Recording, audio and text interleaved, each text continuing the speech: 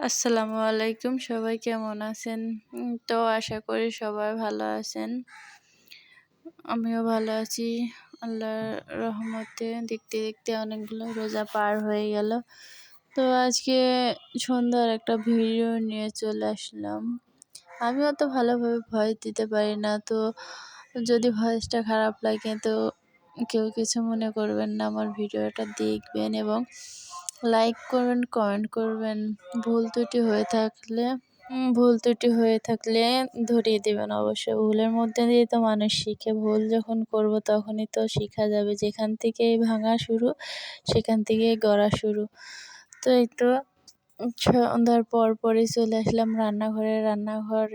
রোজা থাকার পরে রান্নাঘরে আসার মতো মন মানসিকতা থাকে না, তারপরেও চলে আসতে হয় কিছু কিছু ক্ষেত্রে।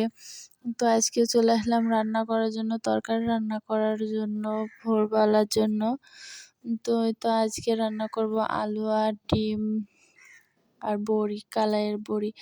তো রান্না করার জন্য আলু আর ডিম একসঙ্গে সিদ্ধ করে নিলাম। তো সিদ্ধ শেষে আমার মেয়ে আবার ছুলে দিচ্ছিল, আমিও ছুলে নিলাম। নিয়ে এই তো বাটা ঘষাও করে নিলাম। আর আমি শিলপাটাতে সবসময় বাটা ঘষা করে থাকি, ভালো লাগে করতে আর কি, করে থাকি। তো তারপরে তো রান্নাঘরে রান্না করতে চলে আসলাম।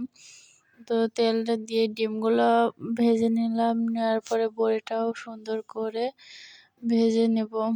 তো নেওয়া হয়ে গেছে। তো তেলের মধ্যে একটু মশলাগুলো সব দিয়ে সুন্দরভাবে নাড়াচাড়া করে তো তরকারিটা সুন্দর করে কষাতে হবে। তরকারি অবশ্য যত কষানো যায় ততই ভালো। আর ওইদিকে ভাত বসিয়ে দিয়েছি। তো ভাত হয়েই গেছে অবশ্য, আর তরকারিও কষানো হয়ে গেছে এদিকে। তো তো ঝোলের পানি দিয়ে ঢাকা দিয়ে দিলাম। আর এদিকে তো ইফতারি করার পরে তো অনেকগুলো হাঁড়ি পাতিল গোছানো হয়েছে, জমা হয়েছে। ওগুলো পরিষ্কার করে ধুয়ে নিই ভাবছি। ওদিকে তরকারিটা হতে থাকুক আর আমি এই দিকের কাজগুলো ভালো করে সেরে নিই। তো সুন্দরভাবে পাতিলগুলো ভিম দিয়ে মেজে রেখে তো বেসিংয়ের পানিগুলো সব বের করে দিয়ে বেসিংটাও সুন্দরভাবে পানি দিয়ে ধুয়ে দিলাম। কারণ থালাবাটি যখনই বেসিংয়ে ধুই তখনই তো তেল ভাব থাকে। তো তেল থাকলে ভালো লাগে না, গন্ধ করে। তো বেসিংটা সুন্দরভাবে ধোয়া শেষে হাঁড়ি পাতিলগুলো সব উপর করে রেখে দিলাম। তো পানি না ঝরলে হাঁড়ি পাতিলের মধ্যে, থালার মধ্যে কেমন জানি লাগে, ভালো লাগে না আমার কাছে। তো তারপরে সুন্দর করে এক এক করে সবগুলোই ওই দিয়ে দিলাম পানি ঝরতে। তারপরে দেখলাম তরকারির কী অবস্থা। তরকারিতে ঝোল আছে এখনও, ঝোলটুকু হোক। আর এদিকে এই যে আমার সোহা সব কিছু ঘরে এলোমেলো, দেখেন ঘরের কী অবস্থা করে রাখছে।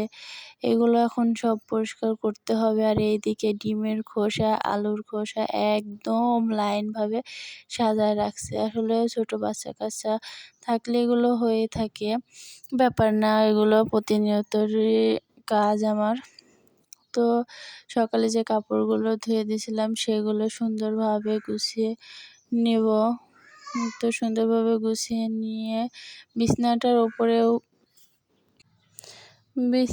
উপরেও যে কতগুলো ময়লা রাখছে তা তো আর বলার কথাই না।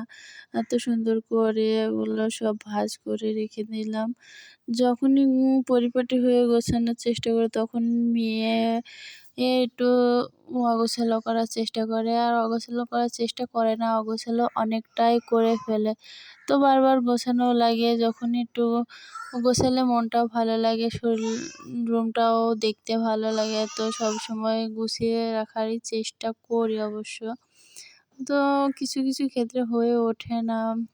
যত সবাই, যে আমি না, সবাই যখন গুছিয়ে পরিপাটি করে কাজ করবেন তখন দেখবেন সময়েরও অপচয় কম হবে, আবার নিজেকে একটু সময় দেওয়ার মতো সময়ও হাতে থাকবে। তো এই তো অনেক কথাই বললাম।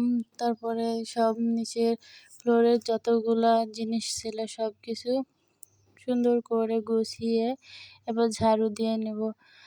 আর বাসাবাড়িতে বাচ্চা-কাচ্চা তো কোনো জায়গায় যাইতে পারে না, কোনো জায়গায় খেলতেও পারে না, শুধু রুমের বদ্ধখানার মধ্যে থাকে। তো সবসময় যা হয় রুমের উপর দিয়ে হয়ে যায় অবশ্য। তো আর কি করা, বাচ্চা-কাচ্চা ওইটুকু জ্বালাবেই, এটাই আর কি। এর মধ্যে মানিয়ে নিতে হবে, গুছিয়ে নিতে হবে।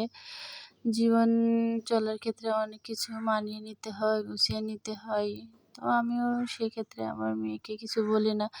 ছোট মানুষ হিসেবে বদ্ধখানার মধ্যে থাকে, তো এটাই অনেক কিছু আর কি।